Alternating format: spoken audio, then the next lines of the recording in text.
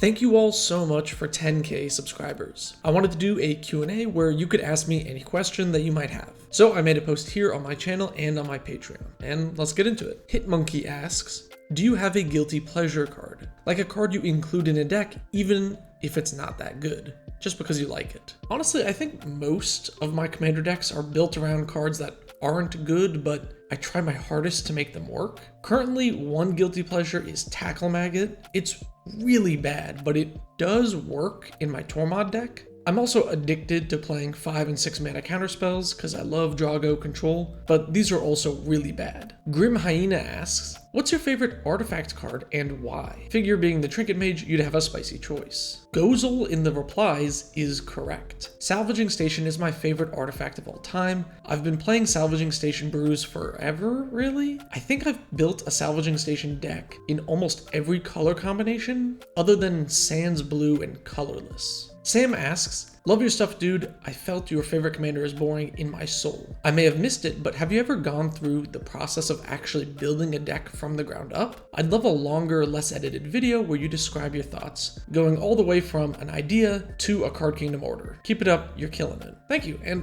I honestly think I might do this as like a live stream idea. Maybe one day I stream me actually brewing the deck, and later when the cards arrive, maybe I'll stream putting the deck together. Let me know if that's something you want to see. I did a test live stream a little while ago, but I haven't really streamed much since. Izreza says, have you ever built a deck you just couldn't get to work right? Are there any commanders you've had your eye on but never got around to brewing? I've built a lot of decks that don't work, but the one that I really tried the hardest on was Niv-Mizzet Supreme. I love the idea of Graveyard Spellslinger, but this commander is just not good. Even with all the support cards in 5 colors, I just wasn't able to make a satisfying functional deck. Jumpstart is just not that strong because you don't actually go up on cards. If it was Flashback, then I probably would still have the deck built. As for commander that I haven't got around to brewing, honestly, any background commanders. I just haven't done anything with backgrounds yet. If you have any suggestions for background commanders, let me know. Gozel asks, thoughts on other MTG creators? Maybe some cool recommendations? I have to shout out Snail because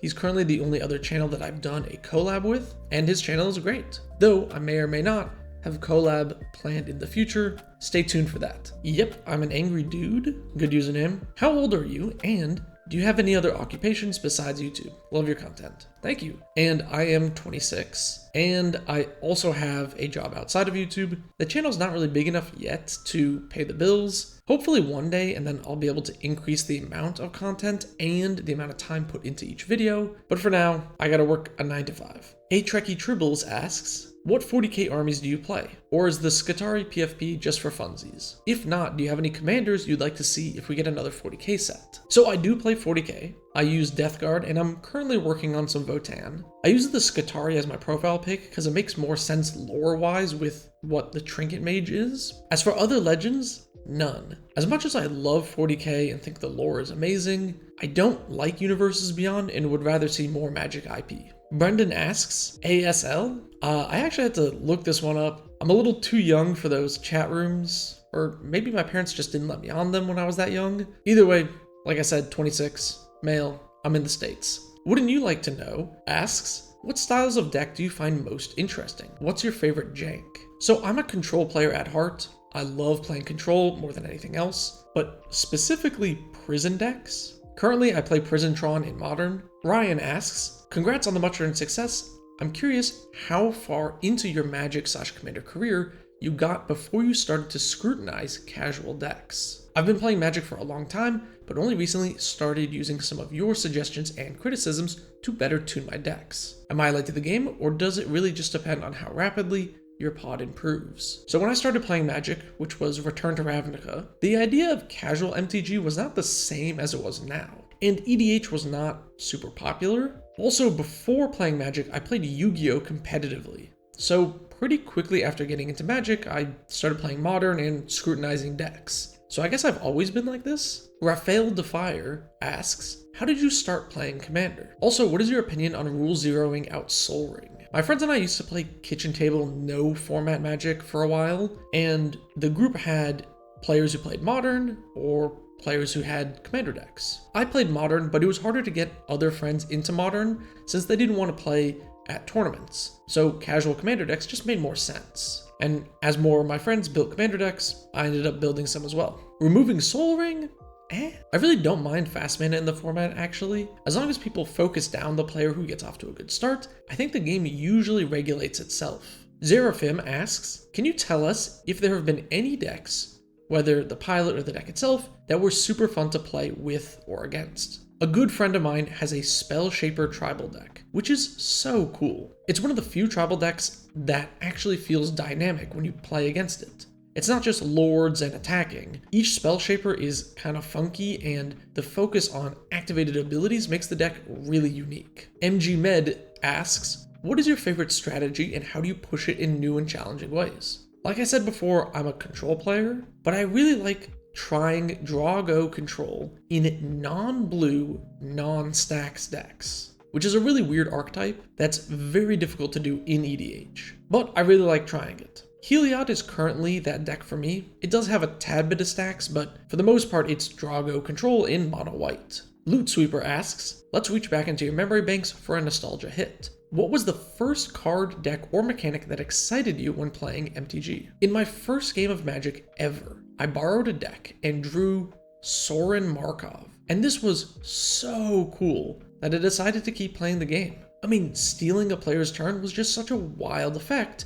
No other game had such a thing. And I mean, come on, this is just a cool card. Hydra Lithe asks, do you want to maximize the value of a single card when you deck build, or do you think of something else when you do so? For individual cards, I try to think of them as a floor and ceiling. What's the worst and best it can do? I try my best to raise the floor on cards. For example, I avoid cards that do nothing without the commander in play, because I want everything to have some level of use, even without other synergies in play. Now, obviously not every card can be like that, but generally I try to max the value of the individual in a vacuum strength of cards. Not a Bog Creature asks, what do you think is an underplayed card for each color? Wipe Away, Dead of Loyalty, Shigeki Jukai Visionary, Bedlam, and Shadowgrange Archfiend. Puxel asks, what are some tips or guides you want to give someone with not that much experience who wants to build an efficient deck without breaking the bank? I hate to just plug my stuff, but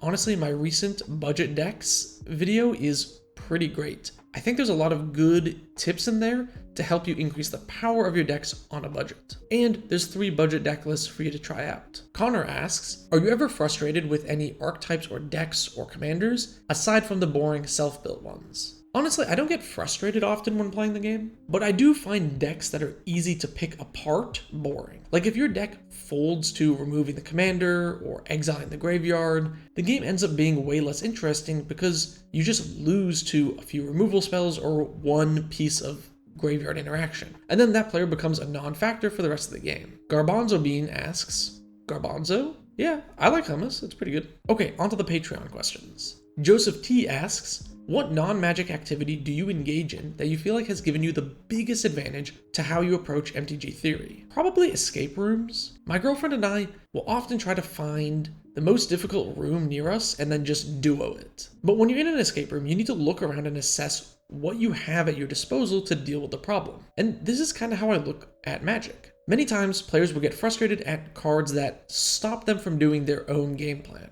But I would always rather just pause and assess what I have that can fix the situation. And if I don't have the answer, how can I get that? Because just like in an escape room, there is an out to every card in the game. It's just whether or not you have it in your deck or you thought about deploying it at the correct time. Teague asks, if you were to break your no commanders from the top 100 and had to play a deck using commanders in the top 20, what would you use and how would you play it? So if you don't know, I don't play any commanders on EDH Rec's top 100. This is just for personal reasons. It forces me to often build or play a different commander for a theme than the agreed upon best one. So if I had to choose from the top 20, it would be Shorokai, since I did have a Shorokai deck until it hit the top 100, and it was a Salvaging Station Bauble Tribal brew. Logan asks, if you were to design your own format, what would it look like? I would make modern, but excluding the direct to modern sets. You know, how the format was supposed to be in the first place? I really don't like the Horizon sets. They're one of my least favorite sets ever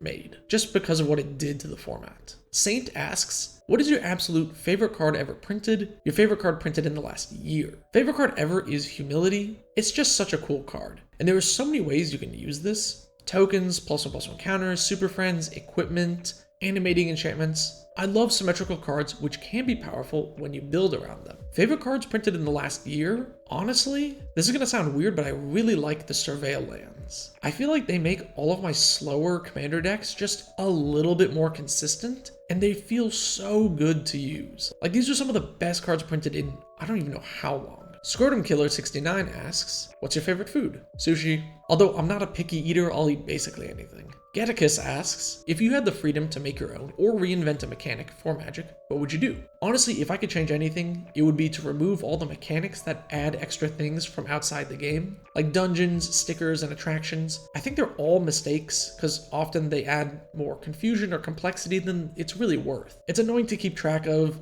and it's just tedious. I feel like the monarchy is a lot more clean than dungeons since you just pass around the one monarchy token, but I hate when people have just one small dungeon token that everybody's forced to use. Taggy asks, what's your opinion on the commander ban list, / do you feel EDH and CEDH should have the same ban list? I think the current ban list is mostly fine. I would honestly just unban all of the goofy cards which only have a home in EDH. I'm going to save the should EDH or CEDH be split up because I'm going to do a video on that in the future. Donald asks, in your opinion, what color or colors of the mana base are most fun to play? Blue. I love counterspells and control and artifact things, so I just gravitate towards blue. But honestly, there are no unfun colors in my opinion. I play all of them somewhere in my current commander lists. Necrosis of Philosophy asks, what was your first looking across the gap moment in Magic? It's when you see a player do something that you not only never saw coming, but you never knew could happen, and that single action showed you just how far you could go in pursuit of game knowledge. This is a really tough question. I think it's probably the first time I saw Reed Duke play Legacy Loampox, a deck that had almost no creatures in it, which lets the deck really break parity with cards like Smallpox. It was such a neat, cool deck that I built a budget version to play against my friends. And back then it was just kitchen table, no format Magic. Also, Wasteland was really expensive, but since EDH hadn't taken off, the banned and Legacy strip mine was like $3 each, so I was able to get a playset super cheap. Those were all the questions I got before writing this script. Thank you all so much for supporting me on this channel. I really hope you like the content that I have planned. If you have any more questions, throw them in the comments. I'll try to get to as many as I can. Or if you want to regularly ask me questions, check out my Patreon. It gives you access to my patron-only Discord, where you can ask me questions, play webcam games, chat about whatever. So check it out if you want any of those perks, or if you want to be in the credits, like my tier 3 patrons here.